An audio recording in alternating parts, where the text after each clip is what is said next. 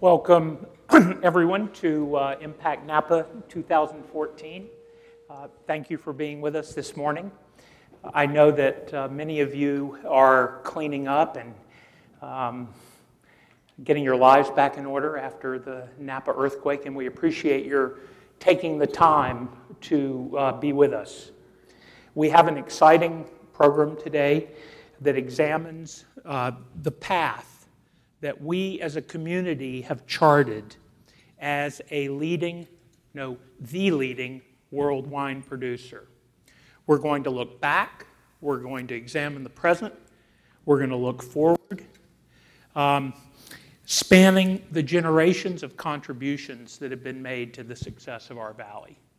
That's a tall order to do in 3.5 hours with one break. But that's our expectation. To start off the program, it's my great pleasure and honor to introduce Margrit Mondavi. Margrit is the Vice President of Cultural Affairs at Robert Mondavi Winery. With her European upbringing and sensibilities, she has practically single-handedly brought to the Napa Valley culture in the form of the fine arts, music, fashion, and the culinary arts. But Margrit did more than this. With great vision, hard work, and enthusiasm, she made the arts public and accessible. She and her late husband, Robert, created a showplace, actually many showplaces, for painters, sculptors, jazz and classical musicians, and the great chefs and winemakers of the world. Together, they did this while at the same time transforming Napa Valley into a producer of premium wines that rival the finest of the world and enhancing Americans' appreciation of wine. I can safely say that Napa Valley is a worldlier place because of Margrit. She took hospitality to a higher level. Her and Bob's generosity is legendary, and Margrit's energy and vitality and interest in life and living are amazing. This year alone, she's taken 13 overseas trips. She just returned from China. She's studying Russian to add to her fluency in German and Italian and French. And she is painting. So please join me in a warm welcome to Margrit Mondavi.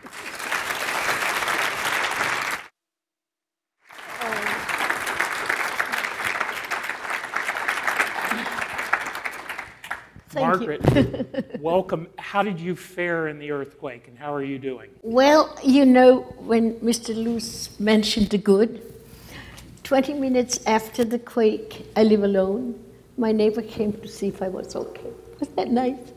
And our manager at 4:20 was already at the winery, stopping some leaks from 3 major tanks, you know. So I always look at the positive, and we will rebuild. And if it's just material, let's put it back. So I want to be positive and especially mention and reiterate what Mr. Luce said, that let's look at the good, and it brings people together.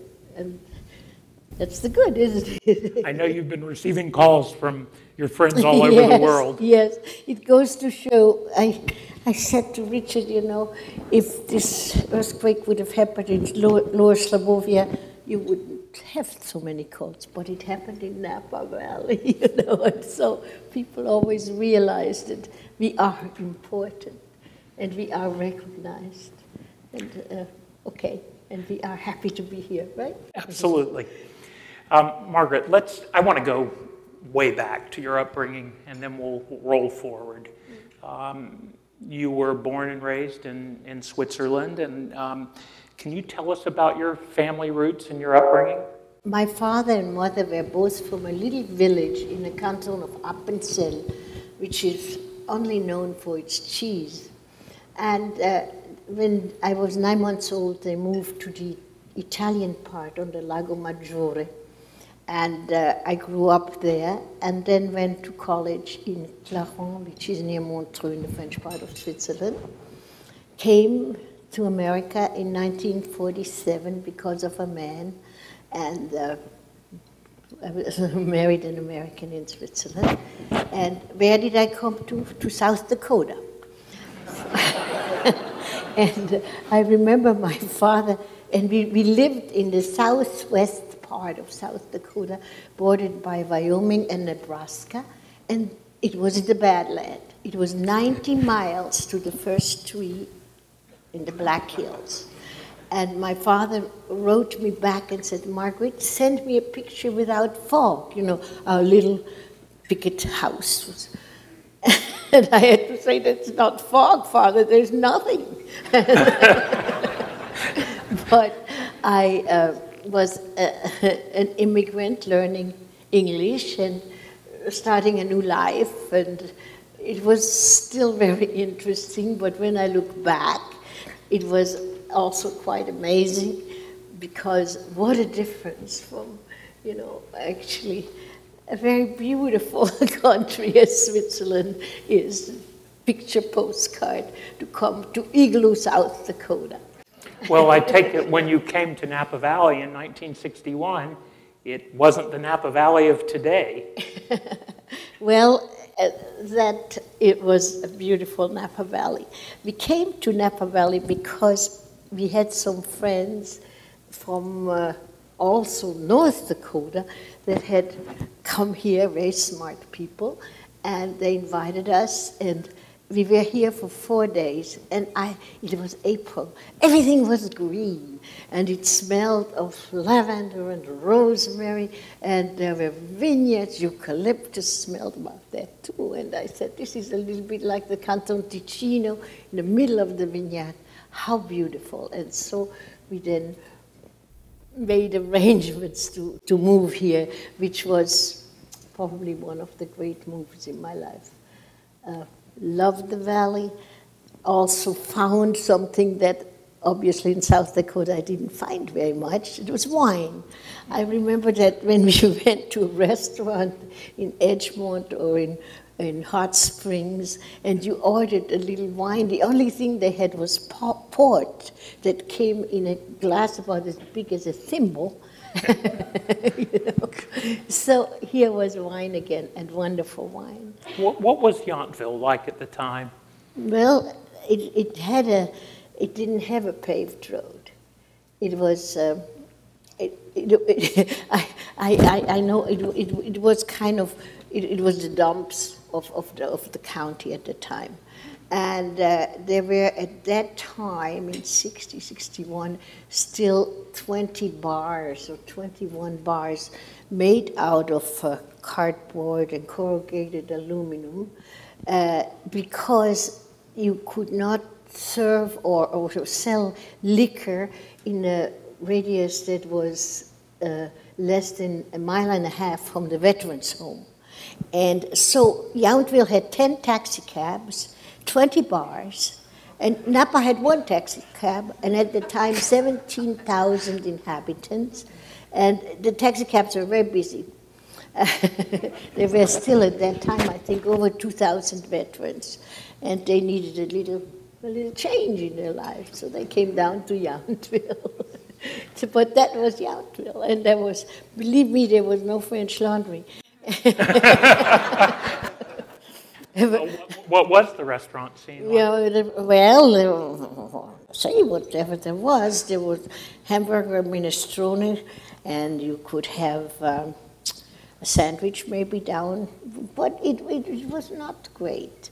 And things changed.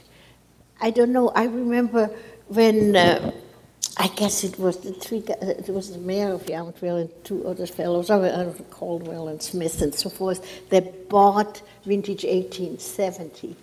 And somebody said, now, what are they doing? Who is going to Yountville? You know? Okay, look at it now. But that's not the only thing. You know, at that time, every place you went up the valley if it was prune season, you could buy prunes for 5 cents a pound if you picked them. Otherwise, 10 cents a pound. And everything was for sale. So many, you know, I think the valley was still suffering from phylloxera, prohibition, depression, the war, you know, everything. And you should have bought it. Should have bought it.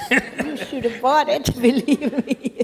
Margrit, you have always in your career kind of broken barriers, and one of them was you were the first woman to be hired in the wine industry as a tour guide. That Charles was at Krug. Krug, yes.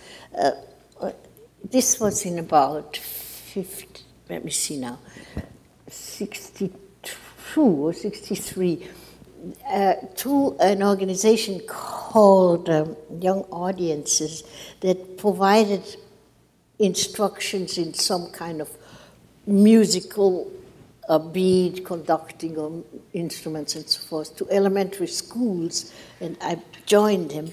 We had this splendid idea, because we never had any money, to give a concert in a winery. After all, you know, we could maybe have a concert and make some money for young audiences. And we went to the wineries. What was there at the time? There was Inglenook, there was BV, there was Louis Martini, there was Charles Krug, there was Joseph Heitz. Who have I forgotten? About five wineries that had a possibility, and everybody closed the door in our faces. A concert here? We make wine, you know. But at Charles Krug, there was a PR person that kind of let me in and said, we'll discuss it. I'll discuss this with Robert Mondavi. And so we were able to give this little concert and make $2,000 for young audiences. And I had to improvise. We made the posters, I painted them. And, you know, as I said, there were no restaurants, and we put them in schools, in garages, and grocery stores. And people came to this concert. It was then afterwards repeated. We called it the August Moon Concert. And I brought my upright piano in my Volkswagen bus, and all the other, whatever we could do to improvise and make it pretty. The lawn at Charles Krug is very pretty. So then we had a wine tasting, and at that time, if you were very appreciated and high on the scale, you could taste in the railroad car. We still had the old railroad standing out there, and there was a tasting room. And you had to pay a little extra. So afterwards, I packed everything up, put the piano back in the Volkswagen bus, and went home again to be the housewife with the 3 children and all that. And I got a call from this Mr. Bartlett at Charles Krug and said, Margrit, why don't you come out and discuss with me? Maybe you'd like to work for us. Work for you? I don't know. I could probably teach German, but what? So I went out and we had a discussion, and Mr. Bartlett said, yes, come on and work for us. Be a tour guide. And what? This was news to me. So I went with all the tour guides. They were all gentlemen, more or less, retired firemen, retired policemen, retired teachers. We were making $2 an hour and sent home if it rained. And I had never had so much fun in my life. I went on these tours with these guys. They often were funny. I learned about wine. I found my roots someplace again, and started to give tours after a while. As you can imagine, these guys, they all waited in the morning for me to come in so that they could be quiet, because while I was gone, they said, where has this world gone to? Since when does a woman know anything about wine? Well, I was challenged. I said, we know how to taste, we cook, we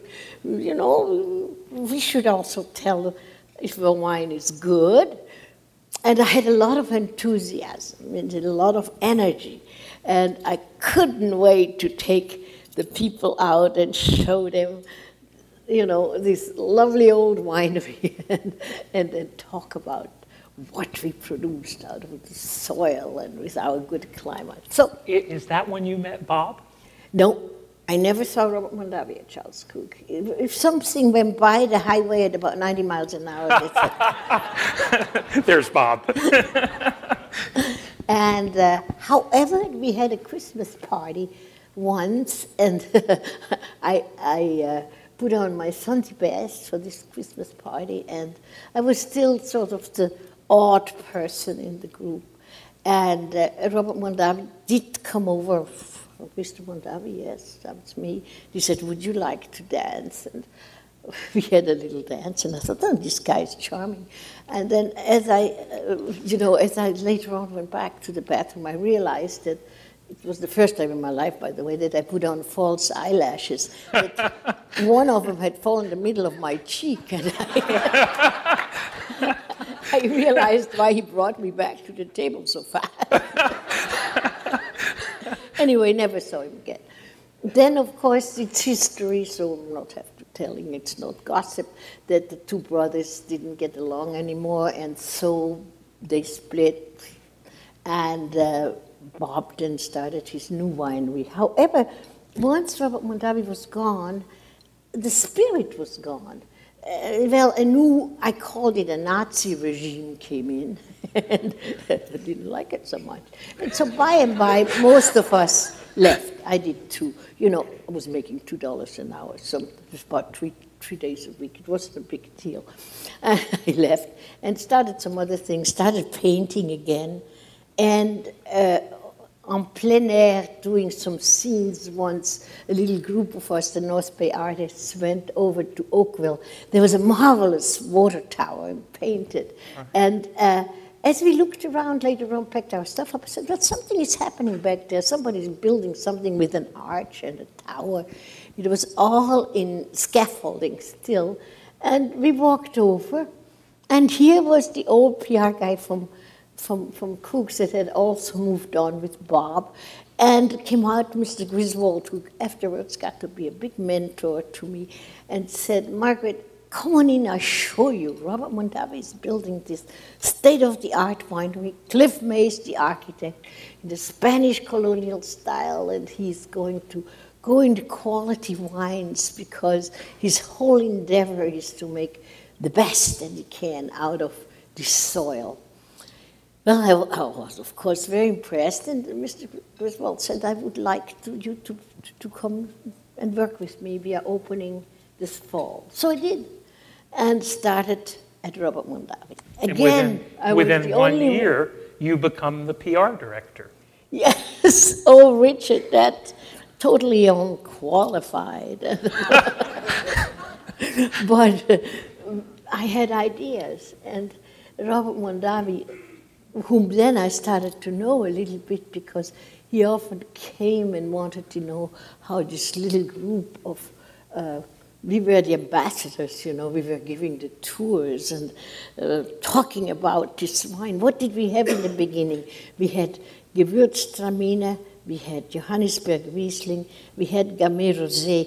None of these wines we make anymore, you know, but that was the beginning. But one of them, the Fumé Blanc, you know, was really our signature wine, that now a dry white Sauvignon Blanc that Robert Mondavi sort of reinvented was very important.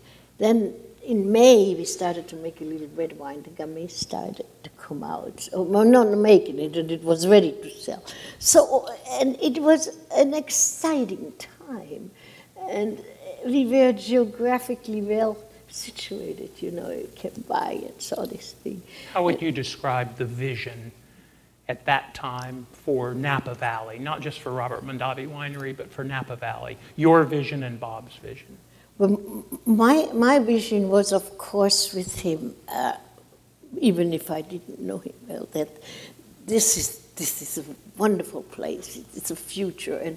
And Robert Mondavi, you know, with his great enthusiasm and his passion for what he was doing.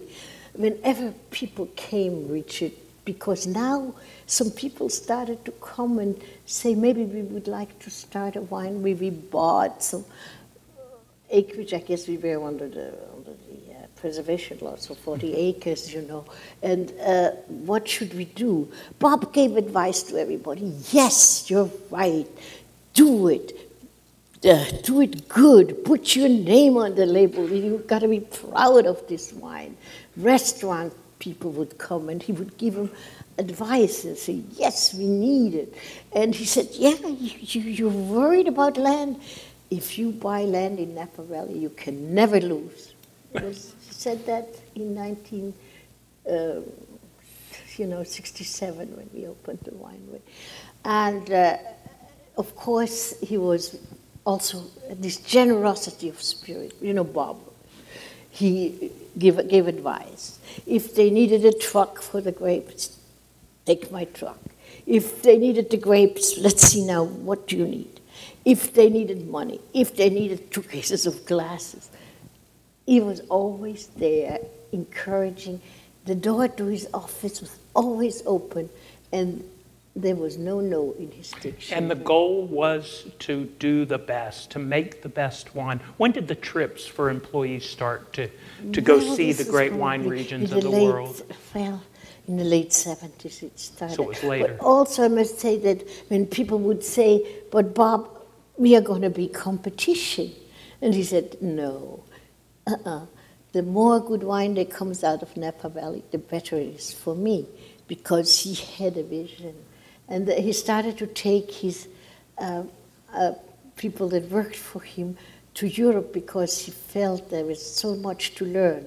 At that time, we started with Germany. But it's another thing that I never forgot about Bob. Then we went on to Champagne and down to the Loire, Burgundy, and then to Bordeaux. That when he tasted one time some Rieslings, and we were in the Rheingau. And you know, that honey, wonderful taste of these little older German Rieslings. And he said, you know, I cannot make a wine like this in Napa Valley. And he quit, didn't make them anymore. So, you know, he had the belief and the passion. Margaret, Tim Robert's son, has said the following, and I'd like to get your reaction to it. My dad's vision for the winery was always that it should be welcoming and celebrate food, wine, and the arts. But Margrit gave his vision content and amplified it. Tell us about, starting with the Vineyard Room and the summer concerts, those were your ideas. Thank you. I also thank the son. We discussed these things. Bob often came in to also to know, did you sell any wine today? Of course. So under the arch, I said, look, you got this wonderful lawn, and the arch could be a background. Don't you think we could give a concert here? Bob said, if the idea is good, don't talk about it. Do it. Go for it. And he was totally supportive. And I had to get a few wonderful musicians from the Napa Valley Symphony, which we later on supported for many, many years through the concerts. And again, printed the tickets. I think for the first concerts, I still brought the piano and the Volkswagen bus, and we set this stage up, and about 400 people came. Well, I said, Mr. Mondavi, we charged $2.50, and wine tasting was free, and the Rouge et Noir brought cheese. I mean, a bargain, huh? And then I said, look, I got $1,000. Everything was cash. I had a shoebox. Now, let's not put this in general funds. Let me keep it for next year. She said, fine. So then I had $350 each to get Kaltschede, Minzgeraldi from Peanuts, from, you mentioned Charles Schulz, and also Preservation Hall. So now we had some names. 2,000 people. We didn't know what we were doing, but somehow we were lucky we survived. And then I got so much money that I could get Ella Fitzgerald, Lena Horne, Benny Goodman, you know, and it got to be the Robert Mondavi Summer Festival. Which is still a mainstay. But you don't just stay in the music world, you branch out into the food world with the Great Chefs program, and not too long after that.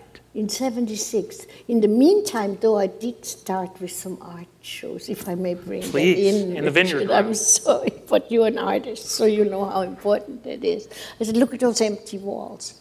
I belong to an artist group. Every artist has paintings that they would like to show. Is it all right if we pick some good ones? And so we started to have art exhibits every month, and other artists, now it's every 2 months. We gave them a vernissage, an opening.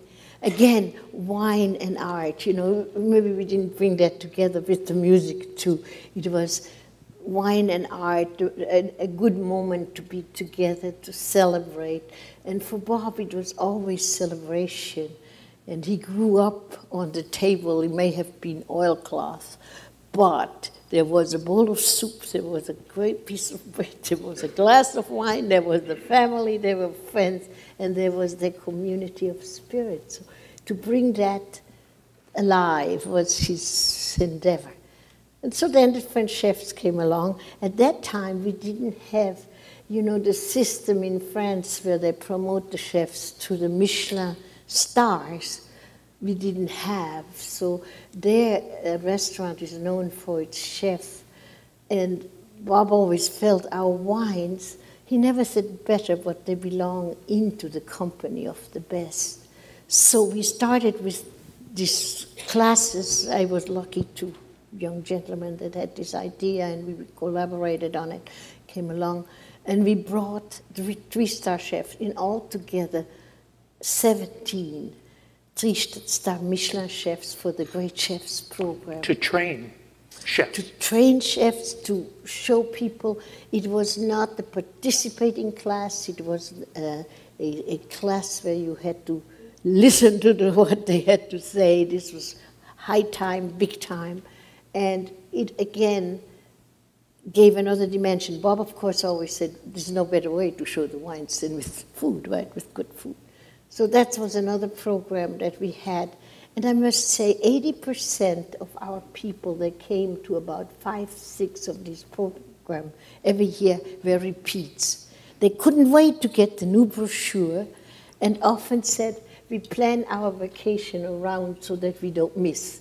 So it was another program that worked, and it's now, of course, that we are not only known for our wines in Napa Valley, but we also have excelled extraordinarily in the food picture. And you didn't just stick with France. That program expanded to America. Oh, Richard, that is so well put, because then we started to feature chefs. Then we started to have, our chefs like Jeremiah Tower, like Alice Waters, like Wolfgang Puck, of course Julia Child, and so forth. And so we brought in more and more American chefs, and at the end we were pretty much all American chefs, but it was a wonderful thing. And the French chefs, I must bring something, because it had to do with Napa Valley.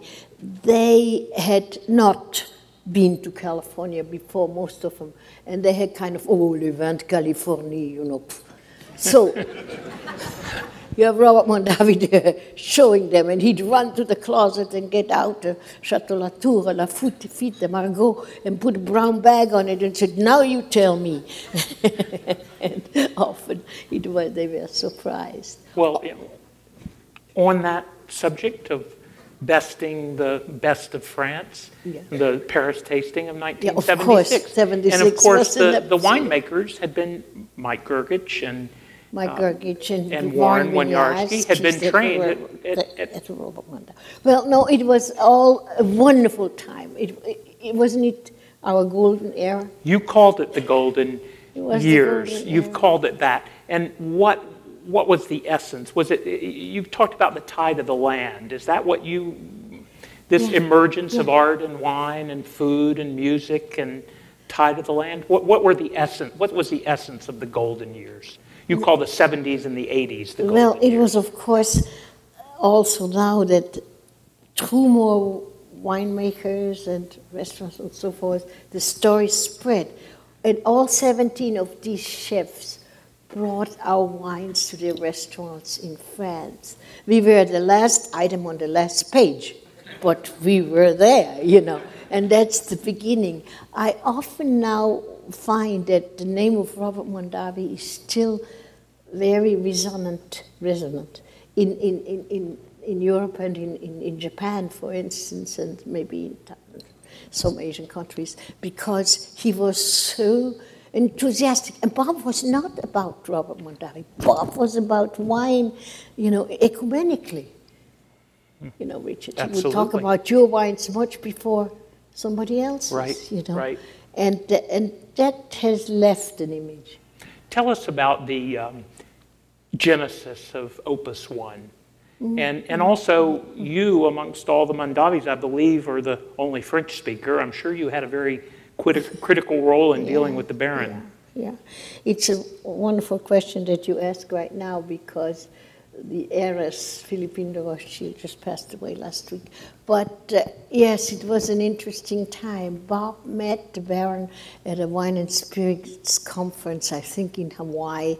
And as wine people often have a communion of spirit, they were attracted to each other, and the Baron was totally bilingual because he spent a lot of time in London. And so when they left with the idea that one would call the other if they had an idea, because the Baron said, I have done everything I've done in France right now. I'm ready to move west. And then, of course, nobody called. The Baron was busy with Mouton Cadet and Bob with his new winery. And then they saw each other again doing one of those trips for the employees in France and said, what happened? Why didn't you call? Why didn't you call? Okay.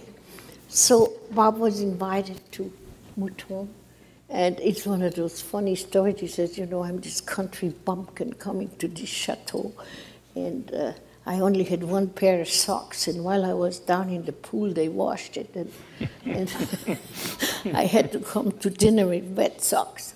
And he said, I thought it was going to be a cast of hundreds, but no, there was 8 people at the table. There was probably Dizaguerre and a few people and the winemaker, and the Baron and his 2 pretty ladies, because he was a ladies' man.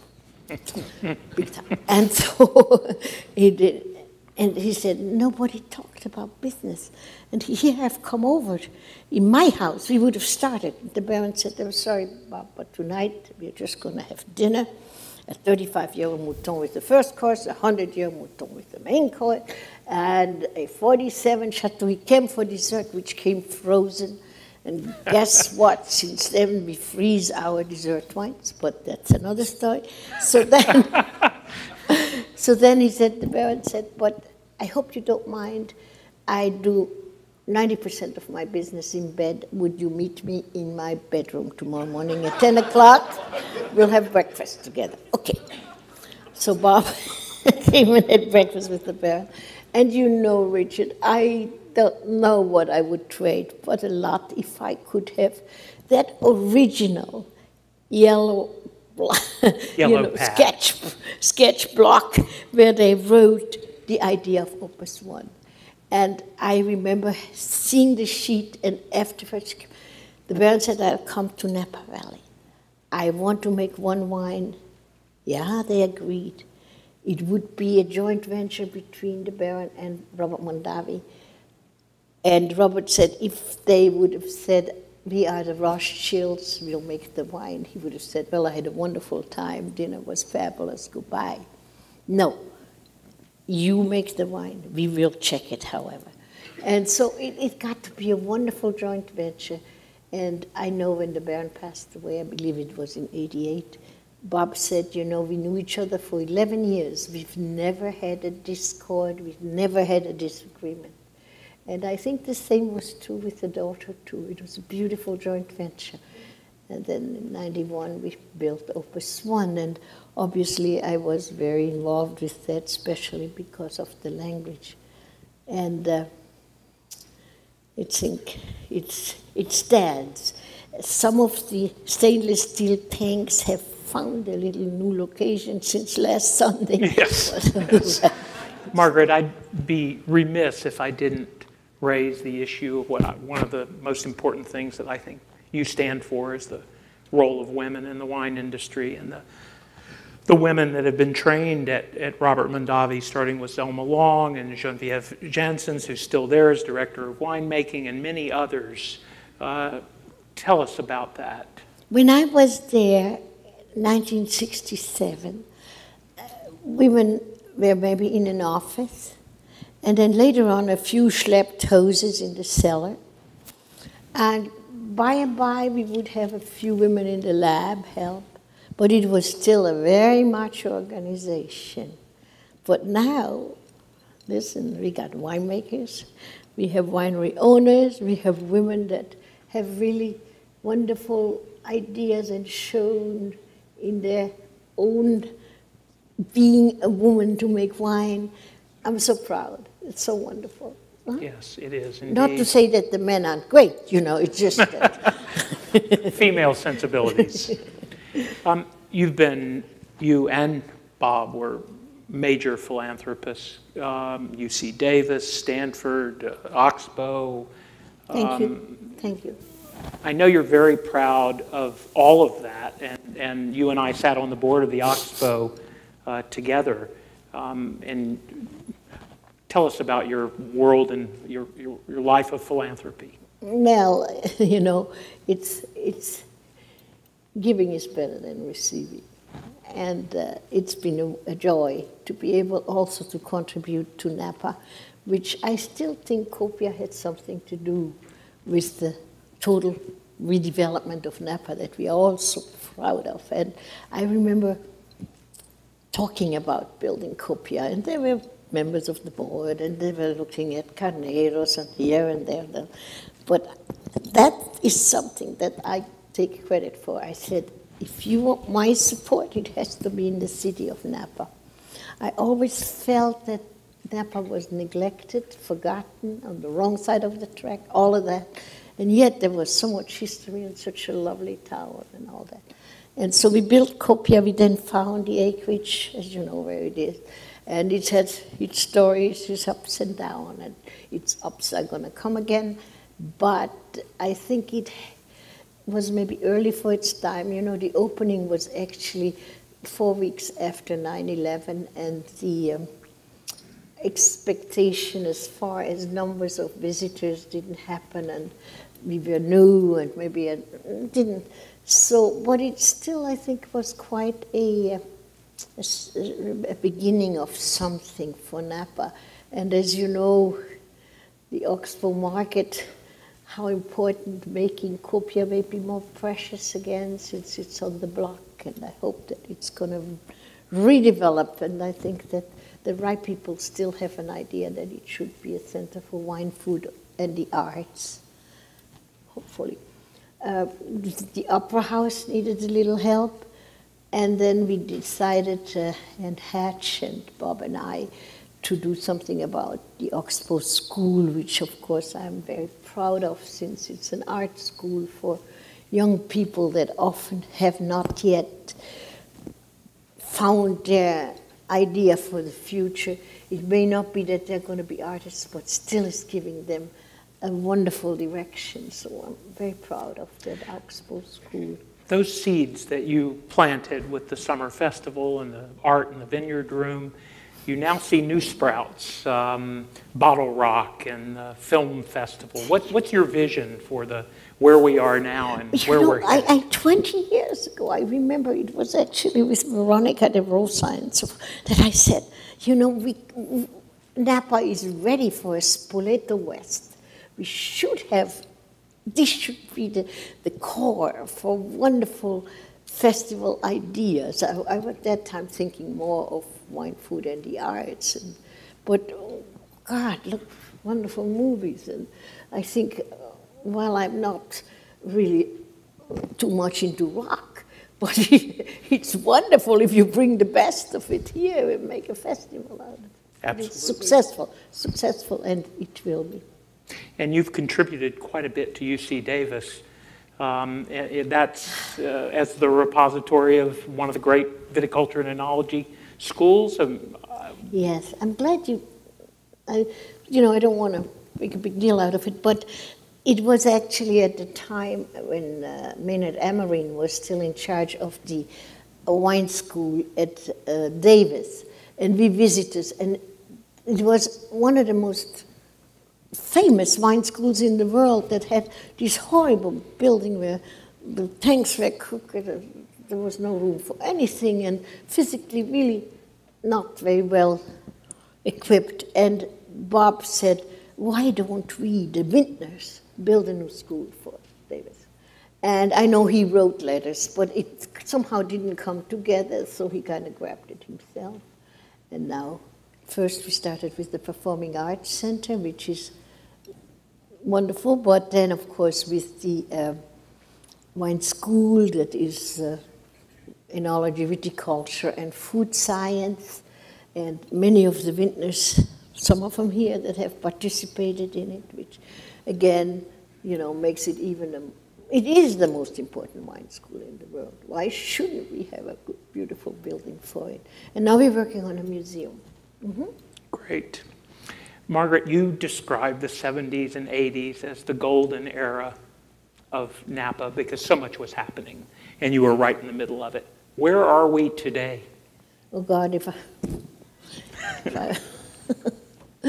I wish I had that foresight, you know.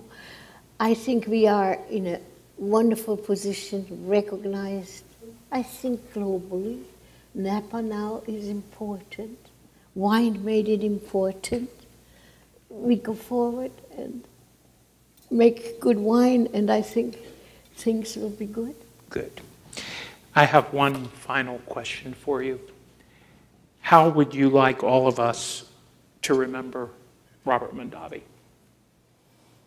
Oh, you know, I want to say, Bob was also quite humble when he was really quite flamboyant on one side. He said, when I die, I want a rock that has my name, nothing else, okay? And, okay, but remember him as this positive, passionate person that he knew about the soil, you know. He was still one of those that had the feet in the soil, and he knew where it was good.